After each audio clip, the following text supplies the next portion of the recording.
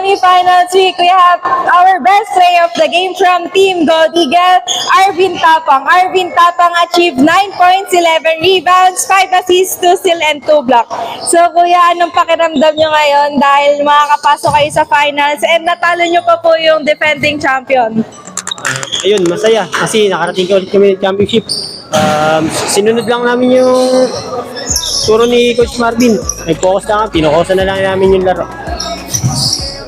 So kuya, since mainit yung laban ngayon, madaming girian sa loob ng court. So kuya, paano nyo napananatili yung gameplay nyo tapos di kayo nagpa-apekto sa init?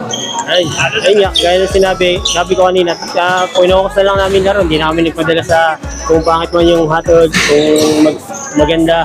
Basta pinokosa na para makarating yung championship.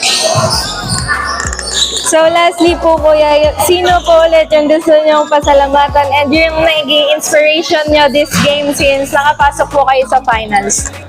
Sa team ko, ako number 1 na nagpapasalamat, kundi dahil sa kanila, hindi nga makakarating ng championship. So congrats po once again for our first game best player of the game, Arvin Tapang. Tayo mag-enjoy, mga kaibigan sa paligid, walang ibang